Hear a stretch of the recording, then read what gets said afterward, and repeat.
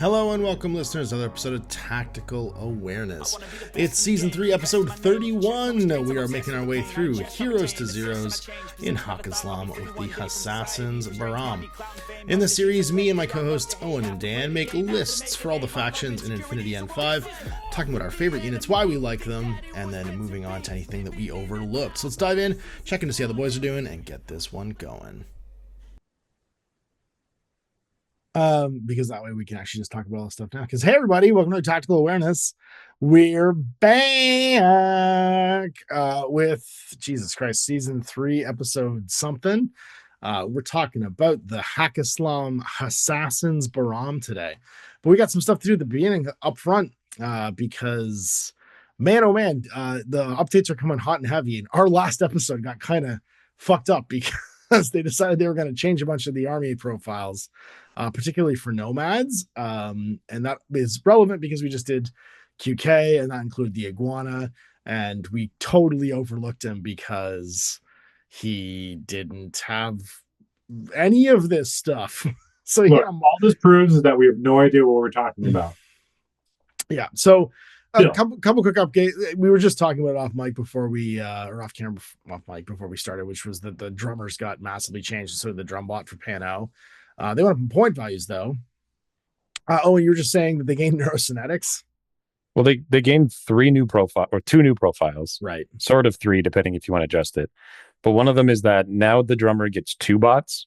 He either gets a forward observer flamethrower himself and an HMG, or forward observer himself and neurocynetic +1 burst Fuhrbach. Pretty friggin' cool. Yeah. There's a lot of people like in our local community that were kind of up in arms about it.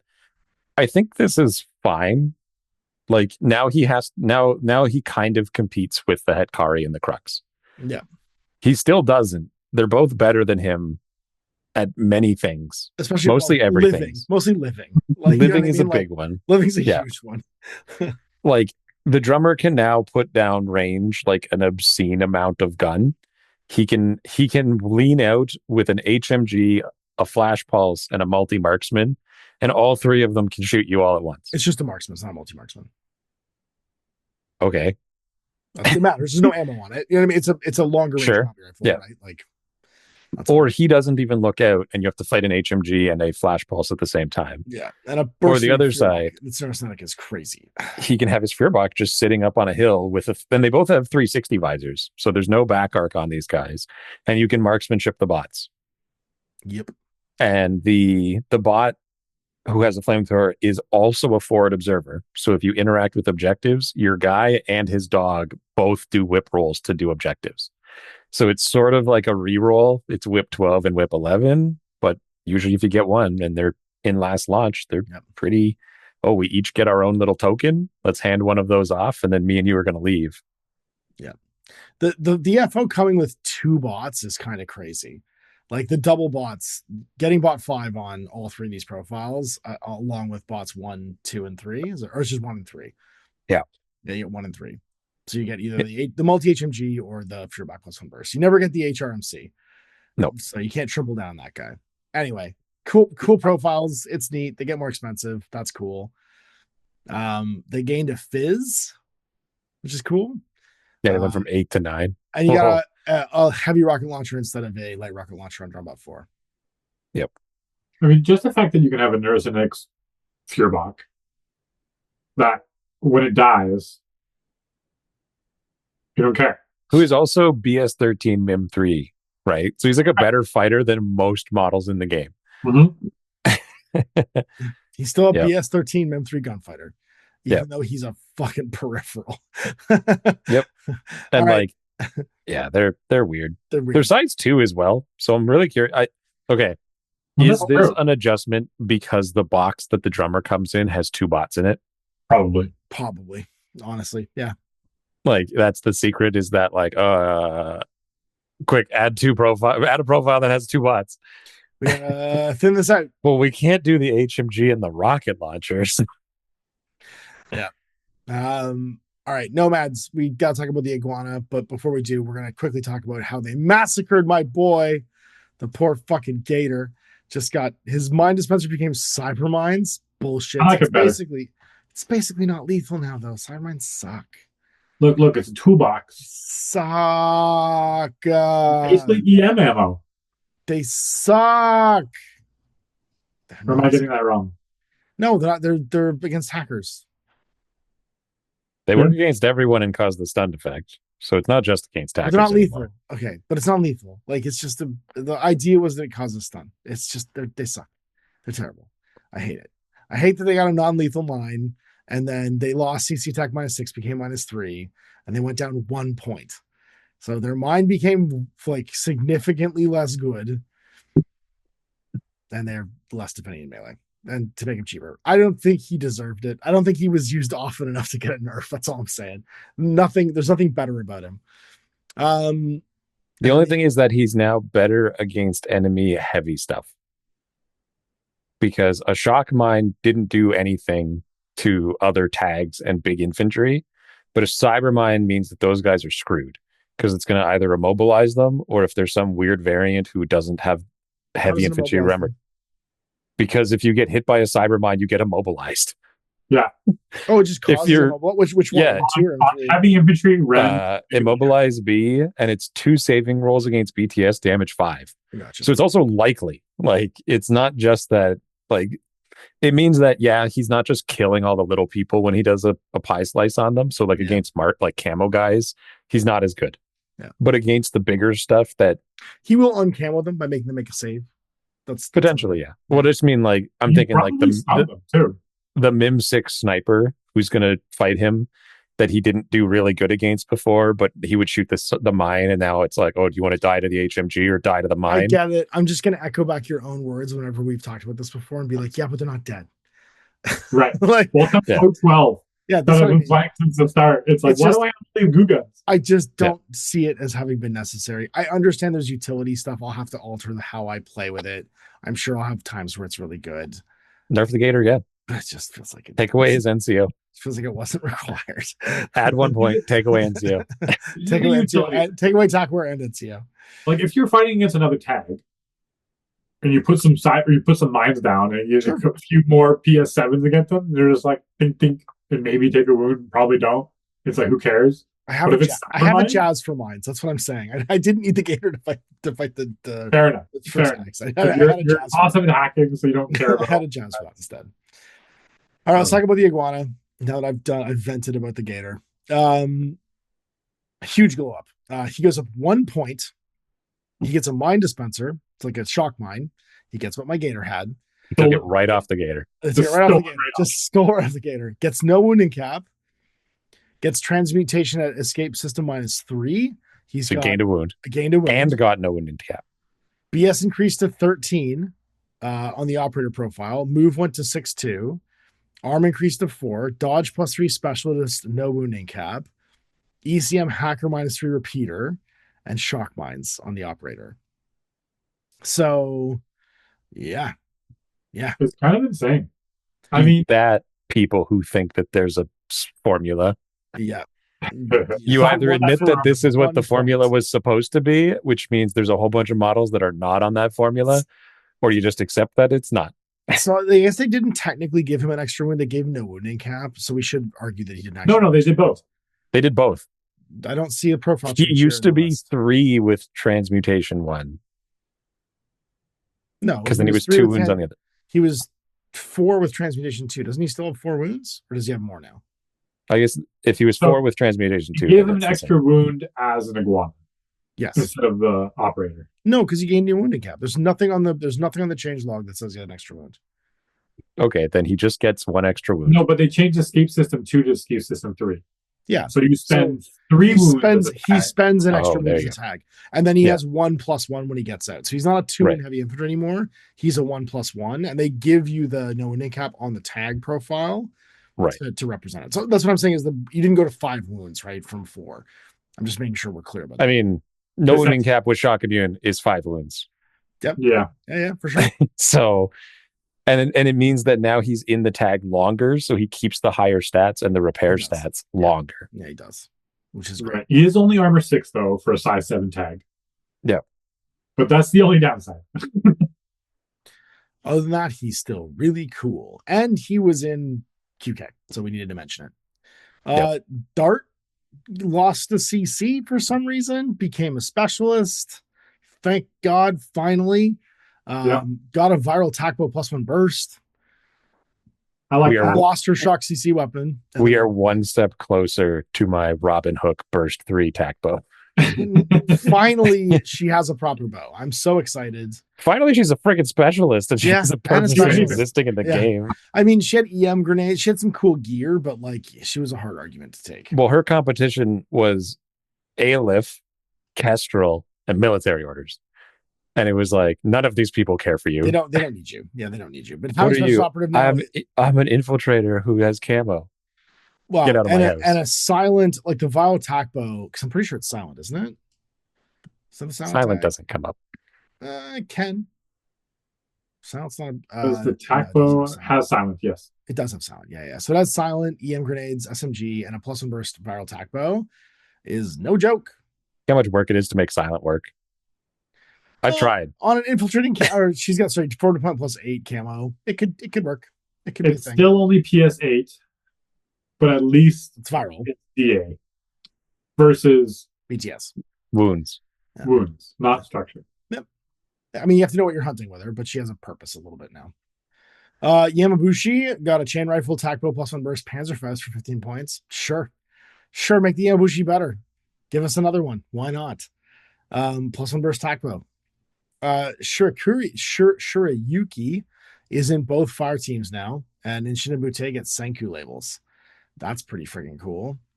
And then Emily Hendelman gets Breaker Combi, goes down in points. In Kestrel is now a wild card with Fennec and Kolkor, so she has a reason to take her in Fennec now. And a White Company is wild card Fusiliers.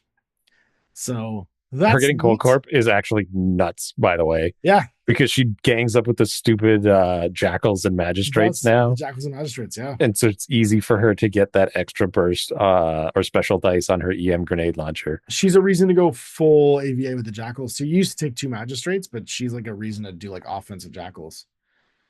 Well, yeah, it's like 2 Jackals, 2 Infiltrate Jackals, because you bring both. But now if you for whatever reason didn't bring Hekari, you could bring her. Mm-hmm. And then your Harris could be used for Handelman, I guess. Yeah, why not? She's not bad.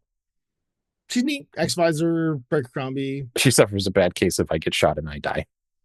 Yes, she's 1 wound. She's one of those kind of. She's dogged, so she dies slightly later. She gets the job done. And that's it for updates. I'm just glad Kestra got another update. Honestly, it's been too long. Yes, they need more. They need to be the best. We stuck with the Gen Con previews. We got to see some new models. They're pretty cool. I like the Ornithopter. The Ornithopter is your favorite. We talked about that last time. We talked about that last time, though. I think we'd already seen previews from that one. But what else did we not see? Because there was a bunch of things. I think it was on here. I have the tab open, but I moved it. It was on Beast of War.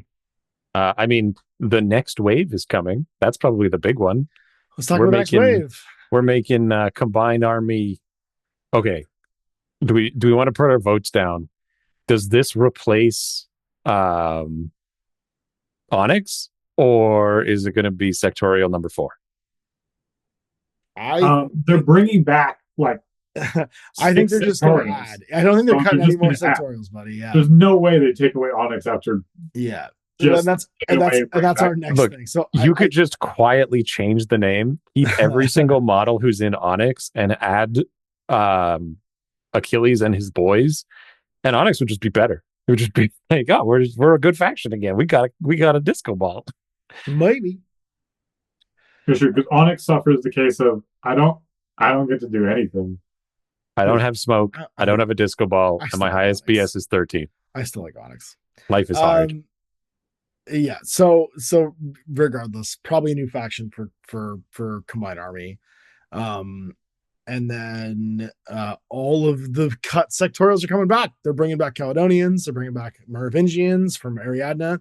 And then all 3 of the missing Panos are coming back. Varuna, A Content Cemento, and Neoterra. are coming back to life. No word on the N2As though. Well, Spiral Core's there, Is Spiral Core but there in the picture? I didn't see that. Starco isn't there. So no Starco. The days of the double Anaconda Trip Hammer Harris might be continued to be dead. Yeah. New model previews. We saw that Zabex, which is the ornithopter we talked about. The new Triggermen for the Tunguska that we liked a lot, as well as the incredibly disappointing model. Yeah, I don't like the robot very much. I don't mind the guy. The guy's cool. His artwork is pretty cool. His model, it might just be the pose that he's looking straight at the camera. Yeah. But his hair looks like they just like he looks like Ruby whatever. Let me slap some goo on his head. He looks like Ruby what's the fucking guy's name from the Fifth Element. He looks like, what's his name? The horn of hair. Chris Tucker's character. Yeah. I know who you're talking about. but like you look at his artwork and he's supposed to have like the shaved head anime head look. Yeah. And then you look at the sculpt and it's like, I mean, there's a combi, which is a robot, which is weird. And then the other one's not a robot with a multi-sniper rifle. Like, which is which? Why is there some robots and some not robots? Are they the Trigger? Well, no, because they're both on the same base. He's a size 4 with 2. Oh, he's a size 4. Okay, so this is what the size 4 is. It's him and his dog. It's him and his dog, but his dog is a guy with a combi rifle. Interesting. Because one of the profiles it's so weird to multi-base 2 models like that. One of the profiles is a K1. So I'm assuming that's the guy holding the K1. But like it does say K1 combi, yeah. Incredibly disappointed by that robot. Yeah, like Tunguska has a really good vibe for their robots when you look at like the Hollow Men and the Zonnautica. Like they have a really sleek design, and this guy looks like they took him out before putting the plating on. A little bit, yeah. We got the Switchers, which look a lot. I don't know. They look a lot like Valeria Gromas. I don't know. They're fine. It's a bandit and they stole her jacket. Basically, yeah. Oh no, she's wearing it around her belt. Never mind. Yeah, it looks like they beat up a the other one's jacked too. Like super jacked with the enhanced profile. So you see her all like juiced out, which is neat. And then we got our Jinwei, the Forbidden Troops. These are our chappies. I like them. I actually really like them. They look like the kangaroo men from whatchamacallit, from Tank Girl. They have like a weird, like they look like kangaroos to me. I don't know why. Because they got like the little pouchy pants. Yeah, and they've got the standard whatchamacallit, like Japanese streetwear pants. And then the Imperial Vanguard Quien Feng. They won me a game in the last. Did they really? Or 2 tournaments ago, I guess. Last time I played them. Because it's just like they're like a super solid, like infiltrating hidden deployment guy. Yep. So both those profiles very useful. I think I'm excited to buy that box. Yeah, me too. So the other box that came out with like, here's 1 engineer and the helper bot and 2 turrets. I'm like, I already have 12 turrets that I printed off for the trade. I don't need more. I don't want to pay $50 for a box with 5 models, but it's only 1 model. And then last but not least, we have for the Yuching, we have the Faquan Imperial Tactical Wing. Can't wait. It's cool. It's just cool looking. I mean, what does it do in the game again? I've completely forgotten at this point. It's like a 28-point sensor. Oh, it's super cheap. That's right. Yeah.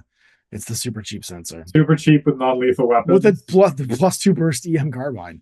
Yeah, no joke. Right. So that thing's crazy. When you need the EM carbines? I remember freaking out about this one because I was like, how is this thing so cheap? This mid-6 sensor that can just jump out and brick a tag. I think the sensor is the big selling point for me. Sure. And it's 8 too, which is great. And then you get the bunny girl. I don't know. Before that, we get the Anaconda, because our Anaconda don't want none unless you got buns, hon.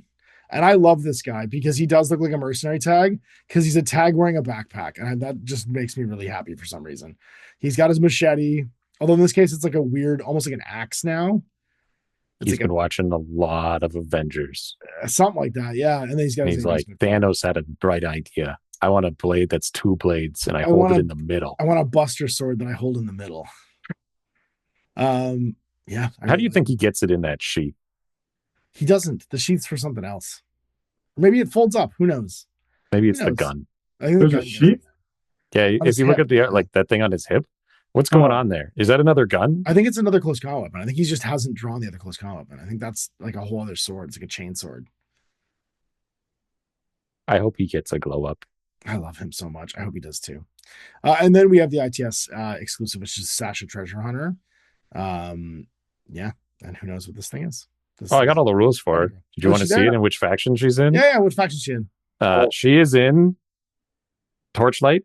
Put it in the Discord. All right. I'll just post it. It's she is equal attention cake, the model of like, we should give this to some people who really need it. We're gonna give this to US Ariadna and Kestrel and Shindan. Sure, and the 2 poster boy factions, yeah. So she's just Jackal number 5. Does she have the Soul Core tag? It doesn't matter. She's a 5-point flash pulse with booty. Apparently, the regular order was a mistake. It should be irregular. Sure. I just assumed that was the case, and that she'd be an irregular for 5 points with booty and plus burst EM grenades on Fizz 12. But Dan, you get another stun pistol. I know, right? So many stun pistols. More stun pistols. It's funny, just looking at her sculpting, she has the old Fusilier legs, which I find really funny, with like the cabling coming down the ankle and the brace of the knee. She kind of looks like a re-sculpted, like with a weird head. She looks like a re-sculpted Fusilier from Ice Storm. I hate the bunny ears so much. I know tons of people love them, and I think they're your anti-weebness has been documented. The weebs are weird. I hate the weebs. Talk to me, all you weebs. They make you have funny feelings. How dare you?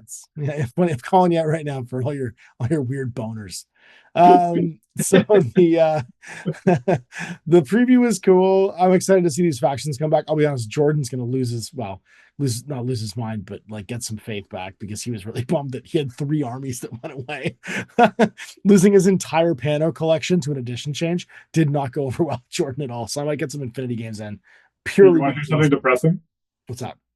Our friend Amon, who also lost like 3 factions, lost all the models in a fight. No, it's not. So now they're coming back, and then it's like irreplaceable models. Oh. And it's just like the saddest thing ever. And they're like, "Oh, but you can play them again." He's like, "But they're gone." Oh, but they're gone. So if you've had a bad week, someone else has had it worse. It's what you get for living in rural Alberta. Just don't do it. It's a bad place to live. He lives in BC. Sorry, rural BC then, which is like rural Alberta. The same thing when you go up north. But when you're that far north, it's the same exact thing. Now, I'm gonna have to buy the stupid bunny girl because she works for Torchlight and Invincible Army. Well, after the year, she comes out with a variant, right? So it will all be fine. That means you can get it in 2. I don't want to collect the bunny girl lady. Which means it'll be AVA2 because you get 2 poses. That'll be what happens.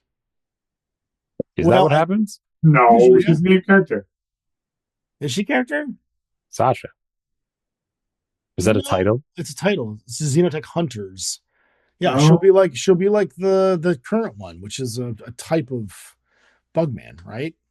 Like Priya, a Xenotech hunter. Priya is a title.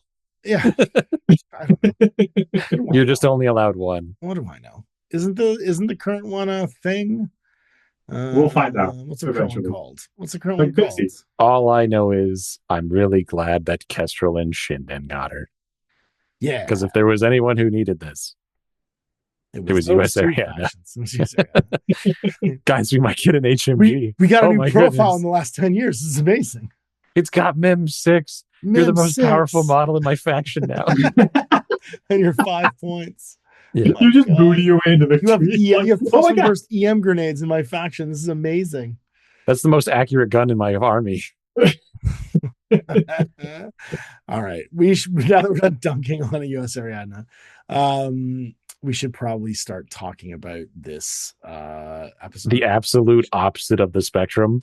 You go from the lowest lows to the absolute pinnacle of what it is in Infinity right now. This yeah, but you're gonna say that in any edition of Infinity ever.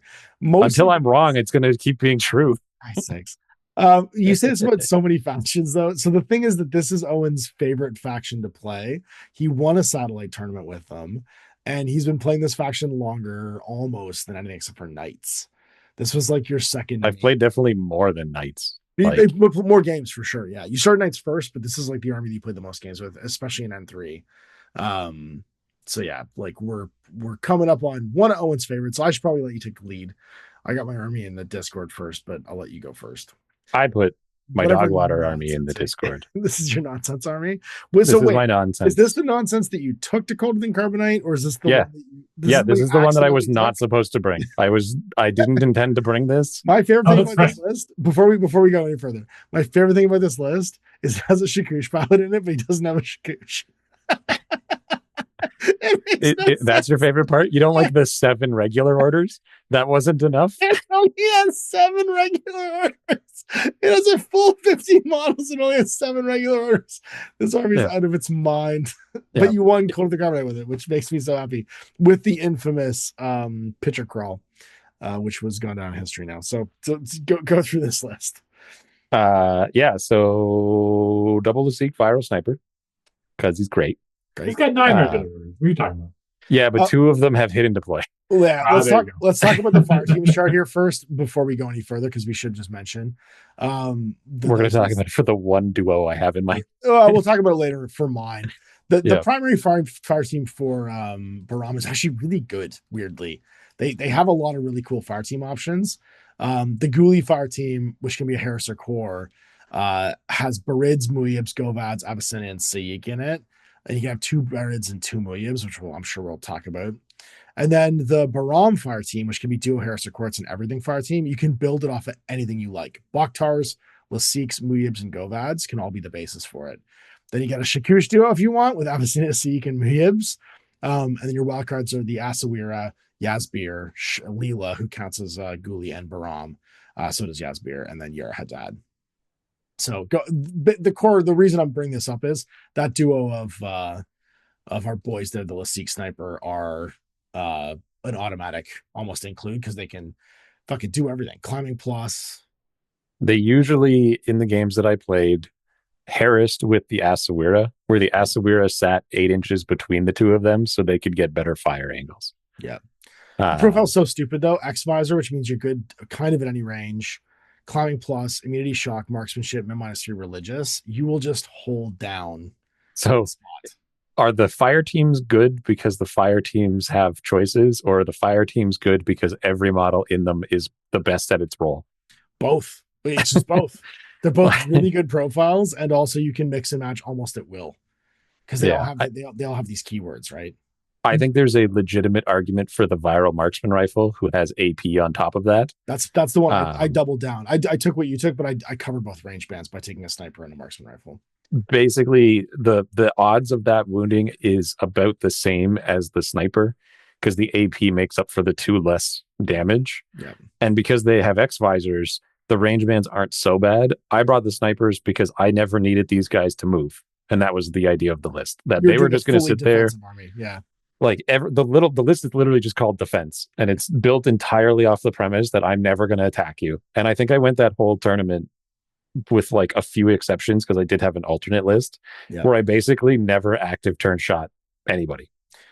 It was usually if there was something you needed to do in the end game, then everyone would stand up and go on turn 3. You know what I mean? Like the Aspir Lieutenant would get up and go because like he's got an. No, it was Shujay. Shujay just walk. Or the Shujay would walk up and do it. Yeah, exactly. Yeah. So that's right. We should mention Aspir Lieutenant AP rifle. Yeah, he's there because he's all rounder.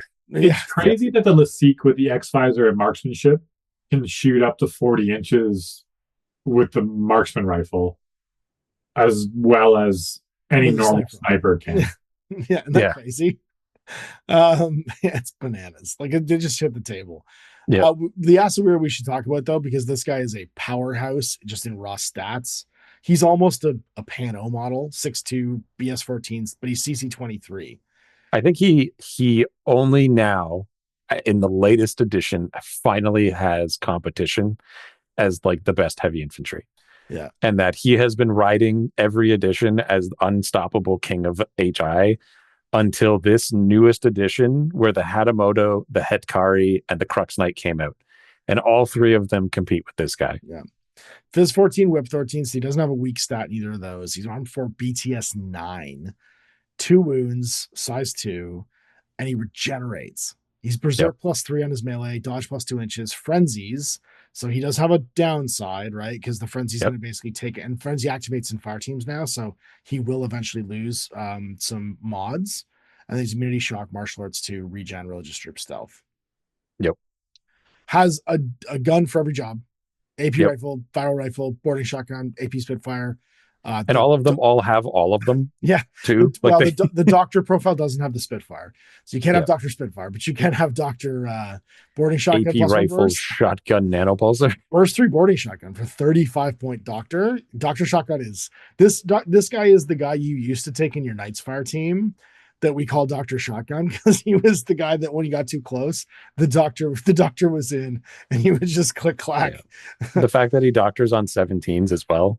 Ugh. Like he is also just really good at that. And now they gave him a buffed viral rifle because he didn't have that before. He did, yeah. And a damage 6 viral rifle is a pretty good gun on a BS14 link with anyone chassis. Yeah, and they gave him disco ballers. The disco baller for the non-doctor. The non-doctor boarding shotgun gets a disco baller instead, and he's 3 points cheaper.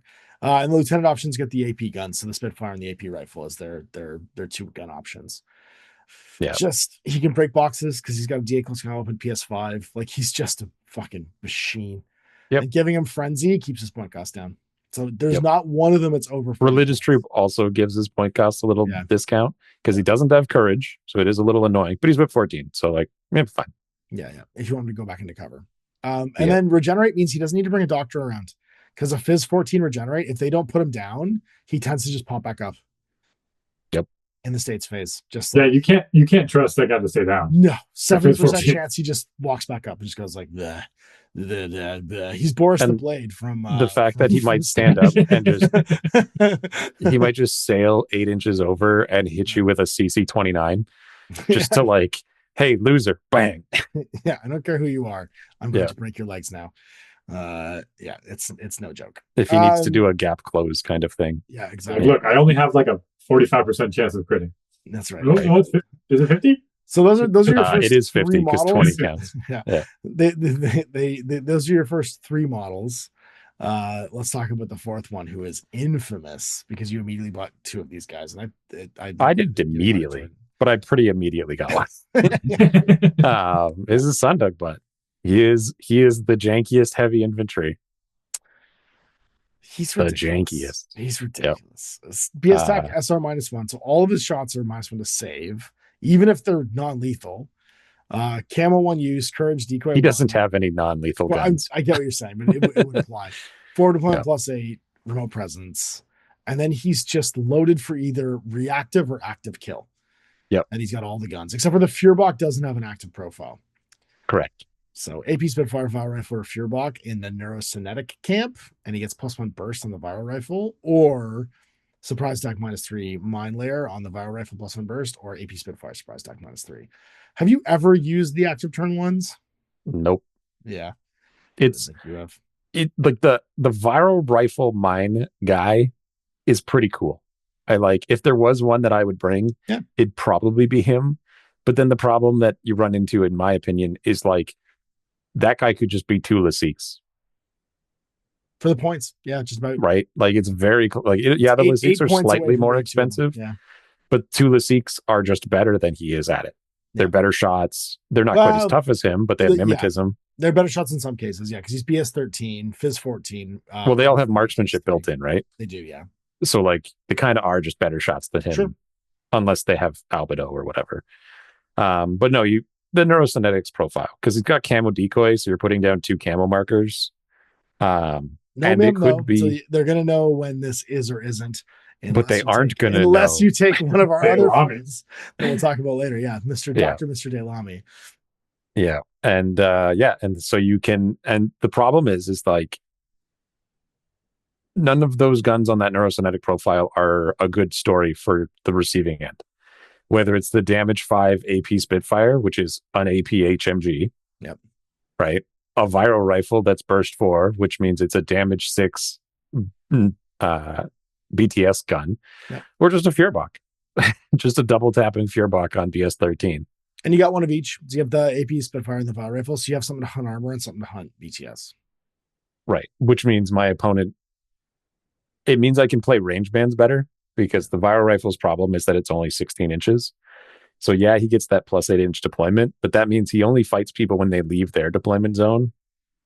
The Spitfire means that he can shoot into your deployment zone. And so I can set him up in a different way because I'm not worried about having to reach out and like actually attack you with it. They'll both like you'll pick the 2 lanes of advance basically and cover the ones that are optimally ranged. That makes sense. It's the idea. And then we've got the new guy who got an incredible glow up. You love this. Well, he was fighting for his life, him and his buddy Nadir. So this is the Shujay. Everybody had 2 of these guys that played Hassassins last year, because I played against the other guy who took Hassassins and at the Carbonite. Yeah, because they went from basically not garbage, but like they were more expensive and they didn't have all the skills they have now. And the notable one is Mine Layer 2 EM Mine. It's one everybody takes. I actually at Adepticon, at the Silent Adepticon, I played the same thing with 2. Yep. I had 2 as well. Yep. They're a 27-point specialist with MIM 6, hidden deployment, and he's putting down 2 mines. And he has a Flammenspear, a submachine gun, and he's a specialist with a 14. Blah, blah, blah, blah. And with the reloads and stuff like that, Flammenspears and Panzerfaust have become so much more like relevant because they don't go away. Like they just reload for free. You build into the army that baggage bot so they can come back. And the Flammenspear is incredibly dangerous because it's a template. And it's AP. It might just kill you. Or it's AP. Yeah. Like, and it's continuous either way. Jumps the gap. It's not continuous, is it? When it's the. It is. Oh, they definitely are. Are they both really? Yep. One's AP and one is ignore armor or ignore cover. Because the impact template ignores the cover. But one doesn't have a template. One doesn't have a template. Right. Yeah. The AP one is not a template. That's what it is. Yeah. I was like, so if you're hitting a tag plus 3 armor, but then minus. And they're both continuous. 4. Yeah. Silly good. And because this guy's going to come out of hidden deployment when he does it, there's a good chance that you just pick the right one for the moment. Yeah. Like, I can catch your whole link. Cover. Yeah, exactly. Yeah. And you know that like, there's 2 MIM 3 camos. So it's probably them. There are other MIM 3 guys creeping around in the list. Like technically that Shujay is 6 because you have Mine Layer 2. So it's going to be 6 MIM. Well, no, the Shujay's not there because he's hidden. He doesn't have camo. Yeah, that's true. Yeah. So there's 4 laying around somewhere with Shujays somewhere nearby. And then you might have a Farzan nearby. But overlapping your mines too, you can really screw with like where the Shujays are sitting. Yep. And yeah, they're the win the game, push the button guys because they're whip 14 specialists that have 4 deployment. And if you don't need them, you just hold them back until you need them to go push buttons, and you do it on turn 3. Yeah. Or he AROs to kill someone because he has a potential just kill you gun. And now he's out. Yeah. And you get to choose when that fight happens. I brought a Shakus pilot. He's 9 points. He's also a specialist. Yeah, I was just gonna say he's a specialist. So dumb. He's fine. Just nonsense. We've got our very first. Funny that you just took him because. Yeah, he's 9 points.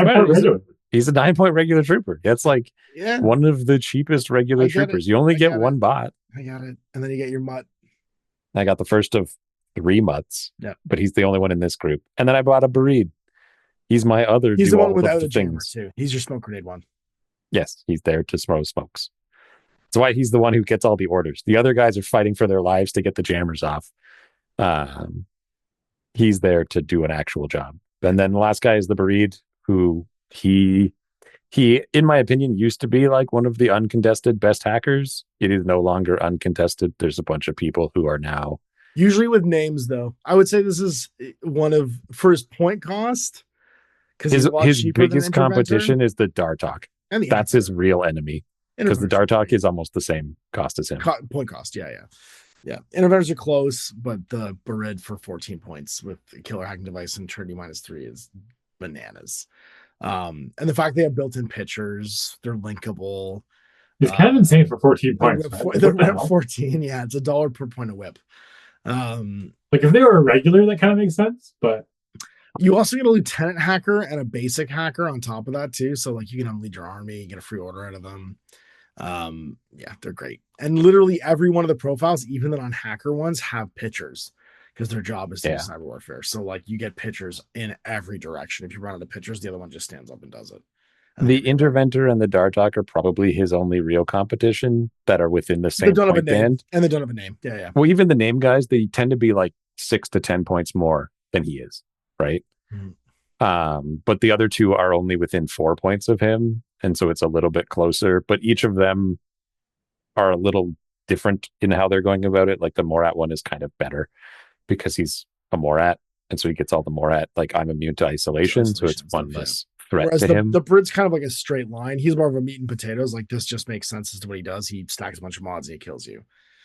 Yeah. And he can angle where he does that from because he's doing it through a pitcher typically, which means he's going to apply firewalls on top of that to himself and to you. The other thing the Dartek has going for him is the fact that he's a regular hacking device with upgrade Trinity -1. More options. Yeah. Which means he's just kind of better. But to get all of the benefits, to get that firewall -3, he's paying 23 points to your 14. Yeah.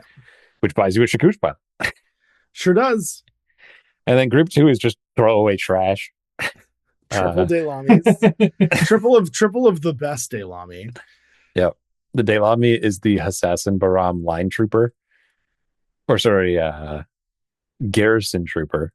And he's a infiltration camouflage Panzerfaust. 8 points. Go get him. Just great.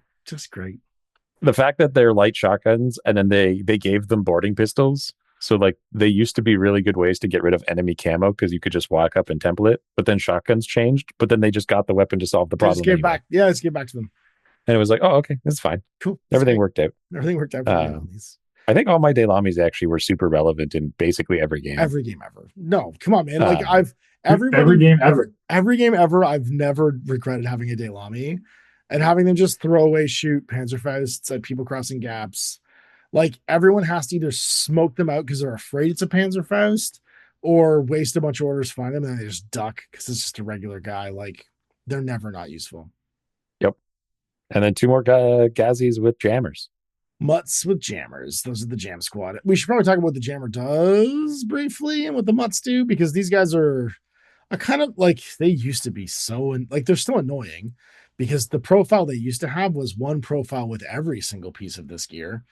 They used to have smoke Emirats and jammers, and they divided into 3 profiles last edition.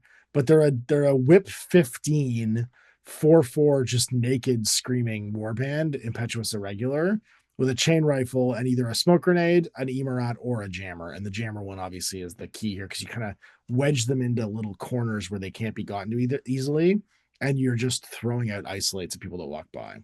On whip 15. The intuitive attack jammer is also very powerful, where you walk up and you go, I will roll whip 15 and hit you with a jammer. Do you want to reveal to reset? I don't care which one you do because I'll either hit you with the jammer or you'll reveal and then the other guys will kill you. Your choice. You just need zone of control. I'll just let you roll the 16. I will. That's why we brought 2. This style of list is so hard to play. Not because it's hard to play, but because you have to do nothing. You have to be patient. You have to be crazy patient in your active turn. Like, you just have to just sit there and let them walk around the board and just wait for the perfect opportunity, but also bait them out, discovering your army and wasting orders trying to kill your camo markers. Yep. When you fight, you also have to know run. when to fight and when to activate and when to start pushing, like when to start doing objectives, which is like a skill in and of itself. Because like there's other armies, I think Hassassins easily does it best, this style of army. Yeah. But like I try to play like camo heavy army, and it's just like, oh yeah, just sit in camo. Don't reveal before you need to. Make them roll. Always make them roll. Especially if it's a 6-point Daylami or an 8-point Daylami.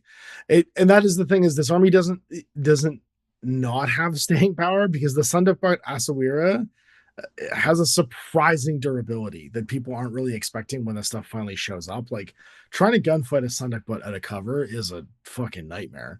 You don't want to do it. But it has weaknesses, right? Like if you reveal the Sundipart, then they know where it is and they're just going to smoke around it if they have access to smoke, right? They're just hacking. Because the hacking the whole heavy infantry. Yeah. So like holding your fire is actually really important until you have the best possible shot. and then you do it, right? You let them dirtle around and try and discover you until that happens. And if they discover you, great, now you're exposed, like whatever. But they've wasted another one of their orders trying to get there and do it. Yeah. And then just like you have said, when do you actually do stuff? Like generally, you do one thing a turn with one guy. Yeah. And if it fails, well, that's it. We tried. Reposition. Next turn. Yeah. And that's it. Like I would reveal one Shuji and boop a button. And then he'd run as far as he can, leaving an EM mine on his way. And that would be my whole turn. Like, yep. Or the Asawira crawls 4 inches because he doesn't want to stand up. Doesn't want to die. Waits. Yeah. Sure doesn't want to die. Don't want to die today. So let's talk about the second list then, which is my list. I think you've taken the to the logical extreme, the defensive list. So I actually did some attacky stuff. And there was no surprises here. Owen and I were talking about it a bit off mic. But mine's a split list. We got 4.5 SWC, 300 points. And we've got 2 fire teams. So we've got a Barid / Ghoulie fire team with Leela. She's a great hacker. We have 3 hackers in this fire team, and they do all the jobs. We got a killer hacker Barid, the hacking device Barid, and then Leela, who's also a hacker. And then leading that fire team, we have the Gulam Lieutenant with +1 command tokens, your 5 command tokens, and an NCO. And this NCO is super important because he's just going to spend a lieutenant order every turn to fire his grenade launcher. I love this profile for 15 points. He's one of my favorite profiles in the army. Or you could have my game against Eamon at Carbonite, where I spent 11 orders, him just randomly shooting grenades because I was afraid of Maximus. And I'm like, if Maximus, I move, he was immobilized, isolated, but he could get out on a 1. And he was up on the very top. I could see the whole board. So I'm like, well, I'm just not going to move. And we'll just shoot spec grenades until I run out of orders. And maybe I'll roll a 4. Yeah, exactly. Or you smoke grenade him, which this guy also has access to. So this Gulam NCO is a really fun piece because having the ability to just spend your command token or your 10 order on like a smoke grenade when you need it as well, that can reach out and drop things is super handy. And that smoke grenade, if you use it in line of fire, is going to have a special die. So it makes it land a little easier. I got the same Lasik duo that Owen had, except mine's got the Viral Marksman, as I mentioned earlier, for covering more range bands and being able to active fire. And then the first of 2, I have a guy we haven't talked about yet because Owen didn't take him in his list, which is the Hassassin Ayar. And sometime last year, this guy got a huge glow up during it was N5 launch. You didn't have this during until the N5 N5. launch. During the N5 launch. We didn't use him very often before that, but in N5, this guy is, man, he's my favorite glow up profile in the faction. Bang bomb, hall projector, hidden deployment, shock immune, religious specialist, stealth, surprise attack -6, and the most important skill here, as Owen will probably agree with me, triangulated fire. It combos with surprise attack. Like the 2 of those together make him a monster. Make him an absolute monster. And the holo projector. I took 2 profiles here because I took another one in the second group, but the one here is the BS Tech +1 burst, and then he's got a Thunderbolt AP and a Zapper. So a burst 3 Thunderbolt. This guy's the armor hunting piece, or the heavy infantry hunting piece, because he can shoot that AP Thunderbolt like unlimited range, or if he wants also his +1 burst viral pistol, almost unlimited range up to the max range of the pistol. It's actually a burst 4 by viral pistol. Because he's 3 base. Oh, +1 burst profile. Yeah, but all of his attacks are plus burst, and it's plus another burst. So when you're within 24, he burst 4 viral pistols. He will triangulated fire burst 4 viral pistol somebody, which just liquefies Vita troops. My other list had this dork in it, and then I played against Steel Phalanx in the final round, and I waited all 3 turns before he just revealed himself in the middle of Ajax, Phoenix, Amir Madan, and like his hacker, and the AR just killed them all. He's like, I have to leave now. Hey, Ajax, rat-a-tat-tat. And he just kills them with viral and runs off. This is my always on 13s viral. Dude, I was playing against someone relatively new. He was having a hard game. I had Samus or Jamie Arantes around the corner, and he came with a IR. He surprise attacked me around the corner. But I'm like, I'm BTS9 in cover. And then I'm like, oh, but I missed my shot, and he hit me. I'm rolling like 8 saves, and I died. Just explodes you. This guy's fantastic. And then the other profile, which I'll just talk about now, which is in group 2, has an AP rifle and an emitter, and that emitter +1 burst is for hunting tags. Because obviously it's gonna break a tag, surprise attacking, and triangulated fire. Then in group 2, I've got a missile bot because I have all the hackers, so I have the ability to reactively hack. I'm going to be throwing pitchers in every direction as well. That means that they'll be targeted, getting thrown at all the time with 2 hackers, and that gives me the option of a missile play. And then a Camille to reload all those pitchers. And then a Fide, because if you play Assassins without a Fide, it's like he's just fun. You get to hold him as He's your like reserve piece. not even top 5 now. But he's great. He is great. And honestly, I would use him very effectively in a few games to counter other pieces that were impersonation. So if you go up against Combined Army and you're waiting for them to put down I would hold back with my extra command token, an extra reserve model, wait for them to put down their Specular Killer, and then I would just bully that Specular Killer with my Fide, because they have to play the who's faking who game, which is great. Then I got my second AR. McMurrow, because if you can take McMurrow, you take McMurrow. A Daylami Panzerfaust, no camo, and a 6th Sense War Core. I could, in this case, I could make the Daylami a camo marker if I wanted to, but I have the extra command token, so the War Core can let me convert an extra regular order too. Well, you could downgrade your Fide to just having the shotgun smoke grenades, and then you could upgrade the Daylami without any other adjustment. It's only 1 point for the shotgun smoke grenades, isn't it? Or is it 2? It's 2. Oh, it's 2, 23. Yeah, shotgun smoke grenades. And then I can do that as well. Yeah. And that's it. 300 points, kind of the greatest hits of I think what's currently available. And it's a bit more of an active game list than Owen's list, because it's got obviously hunting pieces like the Active Seek, and then the 2 ARs that can go and kill people, and then McMurrow doing McMurrow things. And lots of active turn hunting hacking. My only thoughts with this list is I think the AP rifle emitter AR is much better than the Thunderbolt, if only because he's a burst 4 gun instead of 3, and range doesn't matter, and they're both AP. Yeah, it's true. So it's I'd rather have the emitter as my sidearm, because I did save points. He's 1 point cheaper. Absolutely. And if you can squeeze a point somewhere, but it's not easy. It's not easy. It's always tough. You'd have to get rid of the Camille, which gets rid of your baggage, and then replace that with the Flashbot, and yada yada yada. Yeah, so it gets complicated. Or reduce the Fide, but not upgrade the Daylami, and then that's something. Or just lose the War Core and you're down in order. Yeah. Who needs orders? Who needs orders? All of Owen's orders are irregular. Who cares? Yeah. Everybody's got a job and they do it. And that's what they do. And I spend command tokens whenever. And when we have to go active. That's right. When we have to go pick up the supply box. Yeah. All right. Dan's list. It's called what? Huh? Dude, this is one of those factions where I just look at it and my brain melts. Well, you've played against it. I'm like, oh yeah, there's all these amazing profiles. You should be able to. You've played against it a million times. So you should be able to. But it's changed in N5. It is. Yeah, sure. That's true. There's way more crazy stuff. So I don't know. I just started throwing things together, and I was like, I want to bring a Shakoosh. Yeah, you did. So I brought a Shakoosh. And he took Yara, which is crazy. Yara's good. Yara's good. Wild card. So you got McMurrow to start off with. So you mentioned you have McMurrow. Then you got a Shakoosh. Let's talk about this guy. He's had multiple gloves to try and make people take him. Owen, tell me, how do you think he is? I mean, we talked about him in the previous episode that you could drop him into other factions and he'd be okay. He's still not a great tag, even especially now that the friggin' Iguana got that adjustment. This guy's only 6 points cheaper than an Iguana, and he's half the man that Iguana is. 6'2" movement kills me. I don't know why he's in a 6'2" movement. 6'2" movement. Still slow. He's still slow. Other than that, he's got the core sets are fine. The core sets are totally fine. He's just an average 6'6", size 6 tag. But it turns into the problem he ran into in the other faction of look at his competition. There's an Asawir in this faction. There's an AR in this faction. There's a Bakhtar in this faction. There's Muyibs in this faction. There's 5 guys that are better fighters than him, and it's but they're one less BS. It's okay. Yeah. The AR doesn't. 2 Shakoosh, and I was like, I can't justify 2 Shakoosh.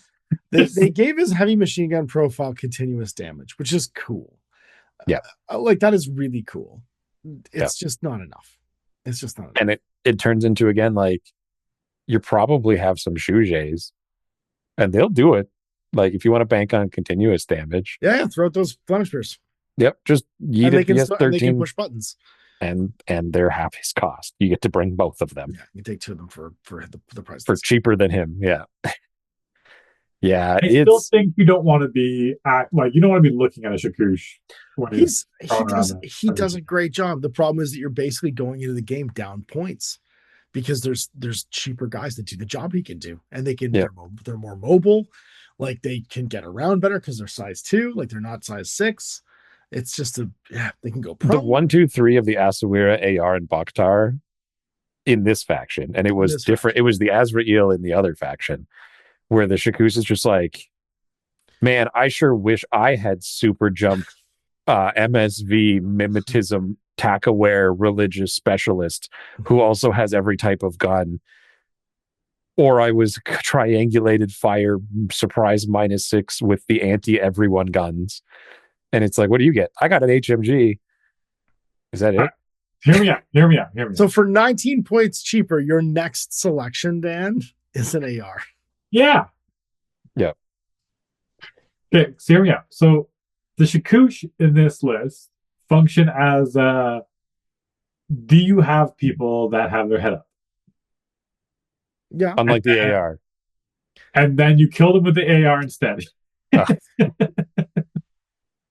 But if it's like, I don't know, there's some things where it's like you're spending 58 points on bait is what I'm hearing here. Right? 58 points to bait someone to come kill you. When you can like hold something back, but also to Shakoosh, you can like put it's the only armor 6 thing. Right? Sure. It's got the extra 2 armors, so it's a little bit more durable. And so it's slightly better in the one way and much worse than all the others. But it's so basically it's okay. So there's probably going to be AR. So you're kind of scared to put your head up, right?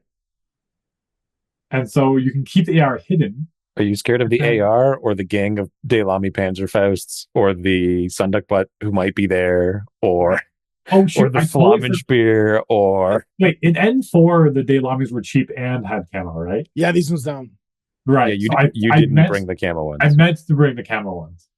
Oh. So I could just kill a Nazmat, I guess. I don't need a Nazmat. Yeah, kill a Nazmat, and you can make Nazmat, change Gulam NCO to something else.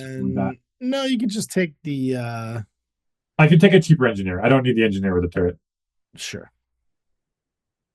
So you kind of have like your Bareed and your Leela and your Yara that can kind of be offensive, right? And then I guess McMurrow, obviously.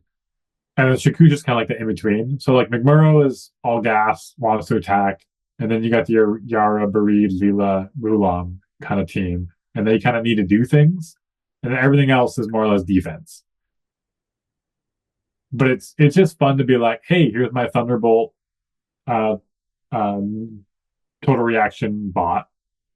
And then you throw some Daylamis on either side of it. And so when they like peek the corner, they're seeing at least one other thing when you're trying to fight it, and all of a sudden you're like, and there's a couple Panzerfausts too, or there's I don't know. That's my idea. I'm sorry, that was so incoherent. I'm not really sure what we're talking about. Dan, your list is garbage. Go back. Make me a list. Terrible. It's absolutely terrible. Okay, I'm trying to justify it. Here, Dan. Here, this will work. Make a list. We don't. We need to throw it out. We just need to walk away. Make a list that uses Govads and Muyibs. Just max out AVA of those 2 things, and you'll have a great list. Just go look at those 2 guys and just bring 10 of them, and you'll have a perfectly fine list. You bring 5 Govads, 5 Muyibs, call 1 a lieutenant, and you'll be off to the races. We've ever completely broken down an episode, and it's making me so happy that it's all over the fucking Shakoosh. Oh God. Okay. So I don't think it's all over the Shakoosh. It's also the fact that this list only has like 12 orders. Like it doesn't have any specialists at all other than the AR. It's been a long day, okay? Oh my God. This is I look at Assassins and there's so many good things. And I just start clicking randomly. And so I clicked all the bad ones. I clicked around them. Yeah. I was committed to bringing the garbage, and then I tried to bring the good stuff, and then none of it worked. Look, I just forget about half the good things. I forgot. You know what you could do, actually? Here's what you could do. You just get rid of the Shakoosh and add 4 more guys of any type. It could be any model. Any models in this faction, just add 4, and you'll be fine. The other AR, and then you just remove the Shikush. Just keep the AR and then just add 4 guys. I started with bringing 2 Shikush. And I'm like, I'm going to make 2 Shikush work. But I need an engineer because one of them was bad, And then it was like, we could pick them at random. I should put a list generator in. We could just roll random models. Probably. Dan's lists are just generated by AI. Infinity Army list generator. It still exists. You can use it now. Of course it does. There it is. Infinity random list generator. I should put an AI content warning at the beginning of this. Where are you? I just put in 6 Govads and Muyibs and I got to 159 points. And then I don't know. Guys, I'm bad at Infinity. We don't need to keep talking about this. We can just move on. I want to because we have to cover now we have to cover all the things you didn't take, and we're just going to make a list out of them. But I took a lot of things that you didn't take. The Bucktar is going to show up. What do we have now? We didn't talk about Yara. We didn't talk about Yara. She's going on this list right now. She's great. Here, Dan. I random generated an assassin list. Look. One sec. I got to split it into 2 groups. Yara's got MSV2, BS13. She's great. 14, Armor 2, Immunity Arm. We're getting Immunity Arm is such a strange upgrade. Because what's her actual? Well, she's number 2. Yeah. So, but it's like right on like the who cares if you got Immunity Arm or not? Yeah. Kind of thing. Because you might just die to a 1 hit anyways. Right? She wants to hang out with like a Bucktar and like drag him forward. No, she's hanging out with the Bareed, Leela, and Gulam. But the Bucktar's so cool. Yeah, no, look, this is my shitty list. Okay. Here you go. Here's what random list generated for me. Here it is. This is what I got from the random list. Yeah. And it's fine. It's way more coherent than what you made. It's still got the engineer with the arm turret. Yeah, it did. Of course they brought that arm turret, but like you can even make links out of this. Like I like the 3 or the 2 Gulam number 2s. I thought that was my favorite touch out of the gang, but I was like, fine, whatever. Hell, it even knew to bring the Gulam NCO, so we got that part. Why not? It's got that Bakhtar paramedic. It's got a Rajik because drop troops are cool. You can make a duo out of Attack-aware Muyib and Yazbir. You've got a Fidei. Like I think Assassin is just such a weird faction of like, I don't know. I think you didn't do your homework. It's right. That's 100%. All right, so I'm posting mine now. I'm posting me being half asleep and just like clicking things while we were talking. It's fine. I'm making Dan's next list. It's just called The Rest, and it's basically the profiles we didn't think. Because this is going to allow us to go through all these things now. I tried to go through a bunch. No, we're doing great. We're doing great. We talked about Leela last week. We did talk about Leela last week. So using the profiles we didn't really touch on, which are all actually really good. I made a list with a couple duos, a couple Harrises, because you get 1 Harris and one unlimited duo, and a bunch of core, because you can take cores. So I got a Govad with AP sniper rifle, a Muyib Attack-aware X-Visor Spitfire, and a Muyib Doctor as a Harris. Then I have a Govad HMG, a Muyib Heavy Rocket Launcher, and a Muyib Mine Layer as another Harris/core, so it's your core Harris. Then I've got that duo. Mine Layer having a viral mine, by the way, is just a little touch. It's so nice. Yeah. And and all the Muyibs are number 2, which is great because you're never spending command tokens to reform your links. They're also immunity BTS. Yeah. Which does a lot of weird stuff now. It does a lot of weird stuff. Yeah, because you're immune to viral, basically. You're immune to I guess cyber mines. None of the common attacks, but all the cyber mines. Yeah. My sweet emitters, emerats, yeah. All of the EM carbines. Because all the non-lethal shit just stops working, basically. Like this guy runs into that Koga ninja and is just like, "Be gone, peasant!" Like none of your equipment works on me. Doesn't even work on him, right? It just becomes a regular close combat weapon. Yep, which is great. And then so those 2 little teams are no joke, and they generate a ton of orders because like this doesn't have a full like layer of 15 guys, but there's 3 Attack-aware orders in it, which is great. And then the Bakhtar FTO and Yara. So the Bakhtar FTO is the lieutenant and a paramedic with a viral rifle. Let's talk about this Bakhtar. He's great. He is the other heavy infantry we haven't really talked about yet. 6'2", CC20, jet propulsion, super jump, tack aware. Because all the heavy infantry in this faction are just swings and hits. I know. It's just like, which one do you want? They're all great. Dingers. They're all dingers. Dodge +3, dodge +2 inches. So he can fizz 16 active turn dodge into like line of sight to do things. And then he's got a CC of 20. No martial arts though, which is interesting. BS 13, Fizz 13, Arm 4, BTS 3, 2 wounds. So like he's a decent fighter, and this FT lieutenant is armed with a viral rifle and a light shotgun. So he's good at kind of all ranges and a viral pistol. He says like viral fucking everything bullets. Yeah. And then Yera gets him up table because she's got strategic deployment. So MSV2, immunity arm, and an AP marksman rifle. And then she's got a +1 burst heavy pistol, BS 13. So like she's just this weird, like drag you ahead basically to get you out of the deployment zone at the beginning of the game. So that Bakhtar can like start super jumping around. And then they don't form a real fire team. So he can just leave. He can just fuck off and go fight if he wants. Well, he's just going to jump, right? Because he jumps 8 and then dodges 4. Yep. just jumps around and kills with his 3 orders on one guy. So he's like a little, what is he, 48 points, but he can heal people. He can do all the objectives. This guy's a nightmare in supplies because he just goes and opens buttons and fucking does it on 2 dice, pick the highest. He's a paramedic, right? Like he 2 dice rules on a bunch of things. 17. On 17 the best. And then flies away with a super jump. Yep. Yeah, he's a great supplies model. And then it actually would be worth finding the points to do this, but I did this quickly. Take the chain of command Farzan. Because you're going to have it, if you want to have an active turn lieutenant, you can have a camo, the Farzan we didn't talk about, BS attack shock, camo, infiltrator, min-3 religious, stealth, surprise attack, train total.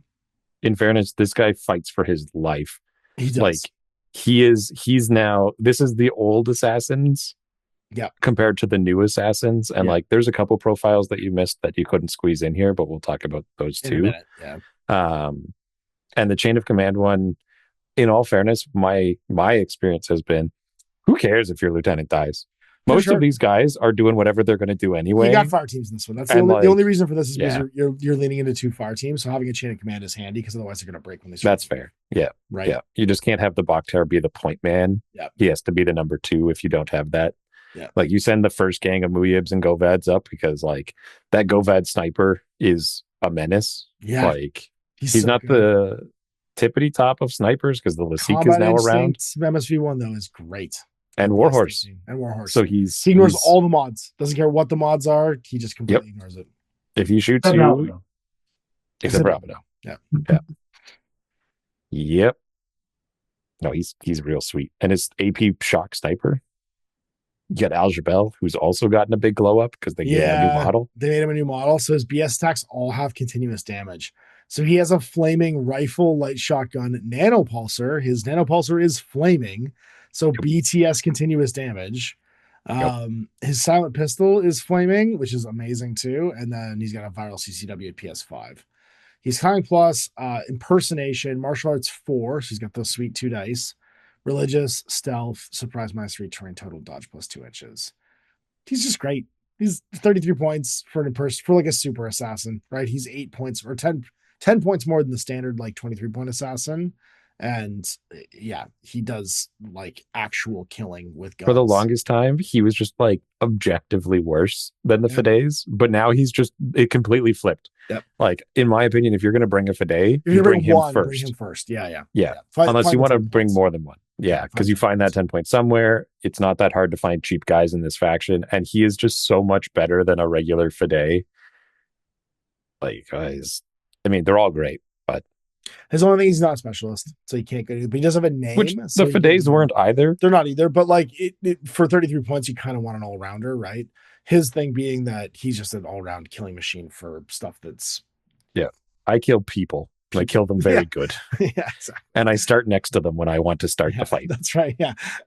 Do you have a linchpin piece in your army? Because whoever that is going to get nanopulsared and melt. Because I don't care what your army is, this stat's going to be lower than your armor typically. He is a menace when it comes to Kestrel. Yeah. Like Kestrel has a lot of answers with their like we have a lot of nanopulsars and stuff like that. But because his gun is legit terrifying, because it's a damage 7 rifle, like it's just a normal guy, but he's going to shoot you on -3s, and he's probably going to hit you on 15s because he's going to go wherever you won't get cover against him. Yeah. And like 3 dice on 15s, and you're -6 at least. In the open usually. Yeah. Yeah. And so like he's probably going to just kill you. And if he's only going after lieutenants and like special troopers in the back, like all your like susceptible magistrates who would otherwise be the good answer to this guy just get killed by him. Yeah. Or he slices the pie somewhere behind you with that nanopulsar and like gets a big clump of you, and you just fucking die, like because you're dodging at -3. Yeah. Well, minus at least 3. Minus at Might least be 3. -6.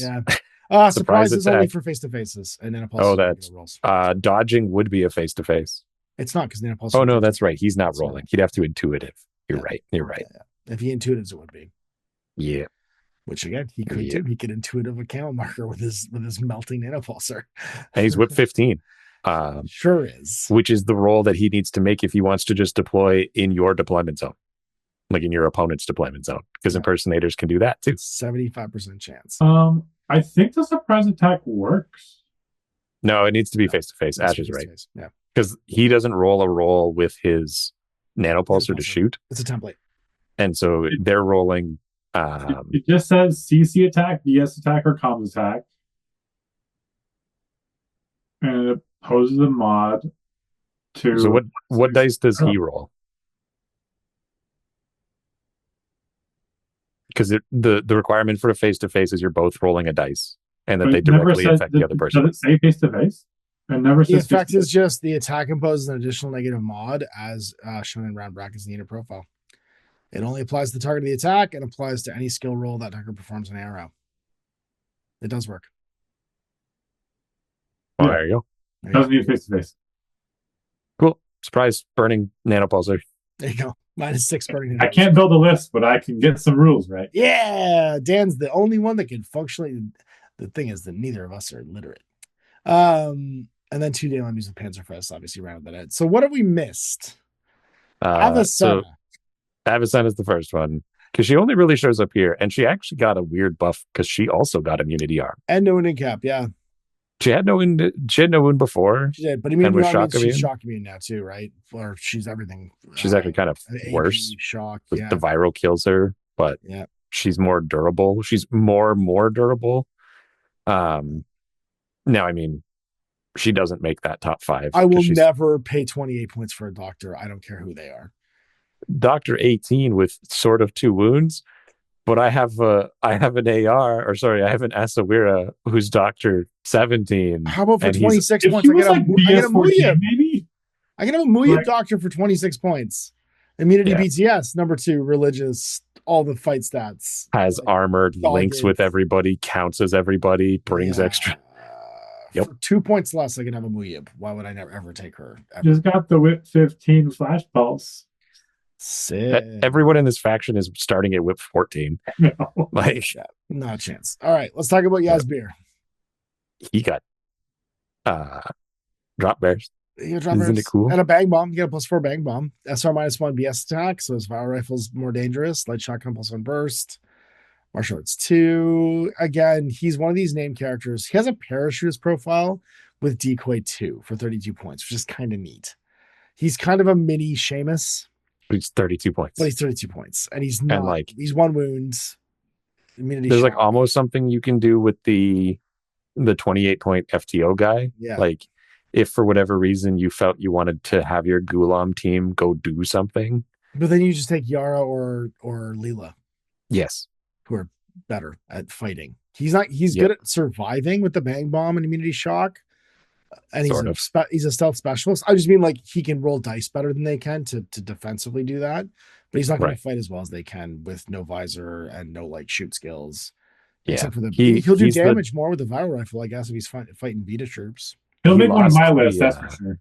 He lost the competition against him and what's his name? Yes, Konstantinos, yeah. Because they're in the same box together. Yeah. And Konstantinos gained he had MSV, he had MIM3, but he got disco balls. Yep. And if Yazbir in the linkable group had disco balls, I think he'd have a argument because disco balls are just that good. Mm-hmm. but he doesn't, so he doesn't. Well, let's talk about another kind of discarded dead profile in here, and he is an older profile, which is the Hassassin Nadir. He is not. He has an incredible glow up. He does have a glow up, yeah, but like he fights for his life against the IR, who's kind of does what he does but better. So he is half the cost of an AR, roughly, and he right? does the everything that guy does. 29 points, 26 points. Well, remember they're built-in forward observers, so Sure. they're specialist infiltrating, hit and deploy Mim 6 guys. Yep. Who are objective button pushers for 20 points. Nobody in the game is that cheap. The SMG Flaming Spear one is the only profile I consider taking here. The other ones all Sure. got close to 30 points, and Yep. But the SMG Flaming Spear one, just as a button pusher, is awesome. Yeah. Yep. Because we're talking about basically for 2 points more than a Foxtrot, you've got Mim -6 hidden deployment and BS shock. That's great. And higher whip and higher BS. But I'm just saying, and like, higher armor. The other profiles, there's kind of somebody who does what they do right there in this list. Yeah, he is, because you wouldn't take the mind layer over the Shuja, right? Like the Shuja is a better mind layer than he is. The only one would be is if you brought one of each of them, because now there's 3 minds. You only have 2 of them. No, I'm saying if you brought one Nadir mind layer and one Shuja mind layer. I see what you're saying. Because when it comes down to doing the objective, they both just do the objective. Yep. But the people who are not concerned about EM mines might be concerned about viral mines. Maybe. Yeah. And they'll all look the same in like a big pile. He's the most expensive though for 30 points. Yeah. Which is 2 points more than the Shuja for one viral mine. Yeah. He is a bit more fighty because a AP marksman rifle on a Mim 6 surprise attack guy is a pretty good gun. BS12 too. BS. But he's not there to fight, right? Like the heavy infantry competition he has for fight stats that you're not going to use, right? So there's guys that do the jobs that he's kind of lined up to do better. Yeah. But that 20, I fully agree with you though. That 20 point SMG Flaming Spear is legit. Because you could start a list just with 2 Shuja double mine layer, 2 Nadirs, no problem, and be like, okay, there's 94 points, and I have 6 guys in your side of the board, or basically out of my deployment, all able to do objectives. All are competent fighters because they're BS 12 or 13. They all can suppress. They all can shoot flaming spears. They can all do objectives. We talked about the Govad in the rest thing here, but we can just mention again, he's the combat instinct warhorse. The hacker Govads, I think, are the real heroes out of the Govad gang with emitters, because they have combat instinct and combat instinct, and warhorse. So you can't isolate them. Yep. You can't use stealth. Yep. And they can hack at whip 14. And the Brids are fantastic, but just one of these guys in the list, or Leela, they really up the game there. Yeah. Usually that hacker is competing with Layla because she does the same thing. And she gives you other stuff as well on top of that, which means that all you really need is one combat instinct guy in your hacking net, and then they have to react, which means that activates the rest of the hackers anyway. Yeah. The biggest thing I think between the two of them is that the Govad hacker has the emitter, whereas she's using like a rifle. Yeah. And so if you wanted to do any of the Bahram teams, the Govad guy, I think, is the way to go, rather than like if you wanted any active Bahram model. Yeah. Like if you wanted to do like what you were doing with the Lasik, where you want to fight. So just take the killer hacker and pair him up, and that way you've got him on the table and he's in there. Exactly. Yeah. Yeah. And then you have an emitter on a guy with MSV Combat Instinct Warhorse. Yeah. And BS 13. Fully agree. We did not talk about our jump boy, the Rajik. Because again, the Bakhtar kind of eat his lunch for what this guy does. He's got combat jump, dogged, shock immune, parachutist, religious, stealth, and jet propulsion super jump. Boarding shotgun +1 burst. Then we get a Spitfire option and a carbonite hacking device. The only weird cool thing about him is he's whip 15 for some reason. He is. Yeah, he's a surprisingly good hacker. He's a surprisingly good hacker for a dude that shows up on the side of the table. And his carbonite being PS6 is just neat. Like it's random, but neat. The only downside is for hacking, he has no BTS. Yep. So when a killer hacker comes to kill him, he just fucking melts.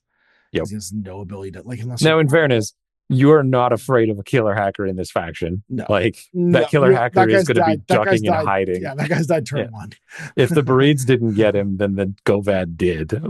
Somebody's and this guy's coming on to typically to do a job because he's a parachutist, right? So he's going to walk on to go do something. So you're going to be able to pick fights no matter what. Hacker Decharges Man is like the mind wipe king. But the problem is like the Fide is the mind wipe king because he does it without any screwing around. And he's also got a DA weapon. Sure does. I mean, I guess you see it coming with the Fide. He's a smiley face, yeah. That's everybody. That's everybody. That's it. We covered it all, man. And like overall, I hate thoughts on the playing as this faction. Yeah, I'll be honest. Like, I'd never played Hassassins until 2 years ago. Carbonite. I built the army for it, and it was my N5 army that I started with. And like, yeah, of course you hate playing against this. Everyone hates playing against this faction. They're the sneaky fuckers that do everything really good, and they have. I think what I'm going to speak for Owen here for a second. I think what I like the most about this faction always is you can kind of mix and match things and make different kinds of lists and still play kind of the same way and never feel like you left something off the table. You know what I mean? Like all of the things that, like, you can pick a gunfighting list, it's still gonna have sneaky shit in it. You can make a sneaky shit list, it's still gonna have gunfighting stuff in it. Like, even if you kind of lean into one of the aspects of the army, they still kind of keep the other aspects that make them interesting and feel unique. And I will say that at this point, I do think this still feels like the most unique faction in Infinity, just from like the point of view of like what and how they can play. I think my favorite part about them is that they kind of have no dead profiles. No. Even like the ones that do have some in the list have at least one that stands out where you're like, yeah, I take this one for this reason. Like there are characters like, I think Yasbir and Avicenna are kind of like, yeah, they're okay if you like them, you know what I mean? But sure. Like, here's the thing. But against the guys who are all like the meat and potatoes of your army, like the fact that their 4 heavy infantry are all like best in class at whatever job they're supposed to do, whether it's the Asawira, who's like the martial art all-rounder, the AR is one of the best gunfighters in the game, the Bakhtar is one of the fastest, strongest special fighters, and the Sundukbut is utterly unique. Like, there's nobody that fights like a Sundukbut does. And the faction gets all 4 of them and multiple AVAs of all of them. And so, like, you can do whatever you want across those 4 guys, and you just, like, to what you were saying, and like a consideration for me, yeah, you basically build your list around which of these 4 you wanted to play, because the best part, like, they all lean into a different play style or like thing inside the faction, right? Like, if you want to play the ARs, you're going to play a very like, we don't care about link teams. I'm now going to bring a bunch of special guys who are going to be more supporting. But if I'm going to bring the Asawira, I probably do bring Muyibs and Govads because I want to bring like a group of fighters. But if I play the Bakhtars, I might run him with a bunch of Lasiques because between Climbing Plus and Super Jump, that's an ultra mobile group. And then the Sundukbut, again, are you playing that way? Because it's going to be that guy probably pairs with the AR pretty well, because he can cover you can move bases. The needle in between those things too, right? Yeah. You can go all the way to 2 Sundukbuts and play like a purely defensive army, or you can move it into the middle, and that 50 points you're saving turns into a gunfighter like an Asawir or whatever, and now you're doing a more blend of the two. And I do think that that's what's really interesting about this army, is they can kind of like dial between offense and defense, and you get a really interesting play experience because you're playing with the same collection of models, but you're playing the army feels totally different to play. And I think the power there is that they can do that in a 2-list format in something like an ITS tournament, and you always feel like you had the right tools for the job. Like, you had a chance in all those missions because you're able to like blend the profiles into stuff that works. And like, if you want, the dial can be pushed further than many factions can do it. Yeah.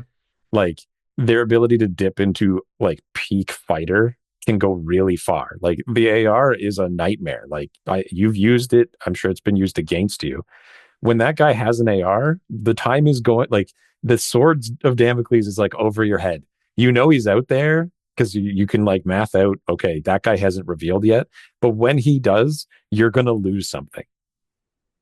Because he's just going to win. Like, he's going to shoot whatever target he wanted to kill, and he's going to roll his 4 dice on 13s, and your guy in response is going to die because he'll pick the fight. And like, that's crazy. And then you have the exact opposite end of the spectrum, where you know that one of those 3 or 4 camel markers is a terrifying Sundukbut. Yep. And you don't know what flavor it is, but you know it's there, and you're going to have to deal with it at some point. And when the time comes, it'll probably not be in your favor. And like, I do really like this faction. I do consider this like one of, if not the strongest factions in Infinity. It does require a lot of game knowledge to play it, though. You need to know all of the other factions and all of their shenanigans, because you need to know, do you reveal the AR to kill that guy? And if you do, you might just lose the game, because if you lose your AR, your primary front man is gone. And like, did you reveal Al Jabel early to ARO Nanopulse or some guy at the beginning of their turn? Don't do that. Don't do that. Don't do that. That's not good. Yeah. Yeah. The trick is like, you only reveal a guy on his last order every time. Yeah. Every single time. I just made a list. It's funny because you were just saying, like, can you go peak gunfighter? I just made a list that's 3 Asawiras, 2 Sundic Butts, and an AR. And I still have a Gulam Barid hacking team and 20 points left to spend on remotes. So like my first combat, or like Daylami's, like 20 points is 4 Gazis. Like, it's 4 Gazis, or like you take the reloads for the Barids, and then you just take nothing but Daylami's. Like, there's just so many things you can still do. It's a crazy list. Yeah. And it's the fact that you can play into that in any way. And so like, when your opponent says like, oh, you go, oh, what faction are you playing? And they say Hassassins. It could be anything. Anything could be coming at you that are going to be each in their own way, like really good at a job. A Harris of Asawiras is like 110 points, and I can't think of anything that can really stop it. And it has a disco ball. The problem with it is that it needs a 4th guy. It needs somebody to get it into a link, because they actually can't basis anything. Can't they? I thought they could. No, they're wild card 3. Oh, yeah. So you need one of the other guys, which is code for the Muyib Tackaway. Yeah. Just the Muyib Tackaway, yeah. So just one of these Asawiras goes away. And he becomes the Muyib Tackaway, because he's almost the same point. I have so many actually the same point. Yeah, so many points all of a sudden. Yep. That's really funny. And then that guy has number 2. So if the Asawira is the point man and he gets knocked down, your link doesn't even break. And so if you have like Asawira fight guy, Asawira doctor, and then Muyib Tackaware. Have your longer launcher. You can have Asawira Spitfire go up and fight. He could get knocked down. The link doesn't break. Doctor fixes him. That guy immediately goes back into the link, and then you keep fighting. Yeah, it's silly. Yep. And you have something for every range band. You just lose your disco ball. Yes, potentially. But now you have 10 more points. Right. So you have 30 points. So you have 22 points. After the Camille, you have 22 points to spend. Because you could get rid of the Camille. No, you want to reload the birds. No. Reload the birds. And then you get camo. You get camo, 2 camos and a basic guy. Or 2 camos and a Gazi. Just a bunch of Gazis walking around doing Gazi things. Just a bunch of Gazis. Hey, look, they reload their jammers now. They do reload their jammers now. There you go. So the group 2 is 2 Daylami camos and a mutt with a jammer. And you've got Asawira, Doctor, Asawira, Muyib, Tackaware, Double Sundic Butts, AR, Ghoulie NCO, Barid Hacker, Camille, and then Daylami Mutts. I do think N5 is the first time that the Govad has like legitimately challenged the Muyib in the medium infantry. Muyibs were always just kind of better, but now the Govad actually is like, I have my own shtick.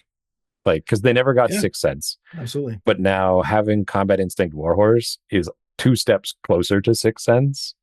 Yeah. And those abilities are not common. Like, the fact that if you wanted, the Govad could go hunt a Hetkari is a big deal. Like, normally the Hetkari doesn't care. I like how that's your measurement for shit now. Can it fight a Hetkari? I mean, the reality is like, it's the bar of the game. Can you fight a Crux or can you fight a Hetkari? These dorks can't fight a Crux. So the Asawira's got to do it, or the AR's got to do it. If the Asawira can get close enough, he'll just beat him up in close combat. No, he doesn't. The Crux is as good as he is. Oh, not the Hetkari. Okay, the Hetkari? No, he doesn't. The Hetkari has an Emarat as his offhand. An Emarat? Yeah, the big EM template. That's the sidearm on a Hetkari. You just smoke him. Yeah, you're fine. Now we're 3 steps down the path of like. Yeah. I see what you're saying. But like the AR beats the Hetkari, kind of. Like, he shoots you with that burst 3 emitter into the Hetkari, and the Hetkari's like, all right, I'm gonna shoot you back at what am I hitting on 11s on 2 dice to your 13s on 3? I can take that. You see how it goes. Or he just fire pistols him up close and murders him. All right. Well, we did it, guys. We got another one on the books. This one we're very passionate about, obviously, and we got to go over all the Gen Con stuff. And we'll be back. Oh yeah, the remote game is garbage. They don't do any of that. They don't do remote games, no. Yeah. Remotes. Well, and they've even like pinched off the remote like ABAs, right? You can have baggage bots, but you don't get you get one flash bottles. Yeah, you get one flash bottles bot, and that's it. Yep. And we'll be back with some what's next? Rama Task Force, the heavy armor guys, who are actually really interesting. Although Owen's gonna make the argument that Hassassins Bahram still does heavy armor better. It doesn't do tags better. It doesn't do tags better. And Janissary nonsense. Seriously, great. The Kush forever. Fuck,